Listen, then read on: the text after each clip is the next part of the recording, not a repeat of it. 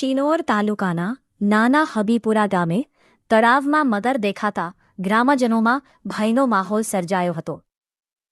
મગર દ્વારા તળાવ નજીક એક શ્વાનનો શિકાર કરવામાં આવ્યો હોવાની જાણ થતાં વન વિભાગને જાણ કરવામાં આવી હતી. મગરને પકડવા માટે વાઇલ્ડ લાઇફ ટ્રસ્ટ માનસરની ટીમ દ્વારા 3 દિવસથી પિંજરું ગોઠવી સતત નજર રાખવામાં આવી રહી હતી. આખરે મગર પિંજરામાં પુરાઈ જતાં તેનું સફળતાપૂર્વક રેસ્ક્યુ કરવામાં આવ્યો હતો. મગરનું રેસ્ક્યુ થતાં ગ્રામજનોએ રાહતનો શ્વાસ લીધો હતો. શિનોર તાલુકાના નાના હબીપુરા ગામને નજીક આવેલા તળાવમાં મગર દેખાતા ગ્રામજનોમાં ચિંતાનો માહોલ જોવા મળ્યો હતો. તળાવ નજીક મગર દ્વારા એક શ્વાનનો શિકાર કરવામાં આવ્યો હોવાની જાણ થતાં ગ્રામજનોમાં ભયની લાગણી ફેલાઈ હતી. વંદે વડોદરા ન્યૂઝ. નમસ્કાર.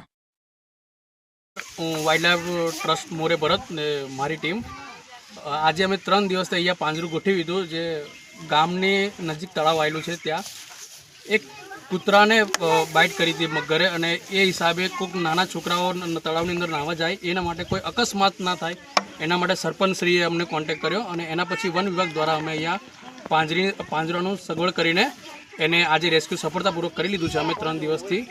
અને બીજી વસ્તુ કે અહીંયાથી હવે અમે રેસ્ક્યુ કરીને અમે વન વિભાગને સુપરત કરીશું. હવે વન વિભાગ એમના મતે એમને રિલીઝ કરી દેશે.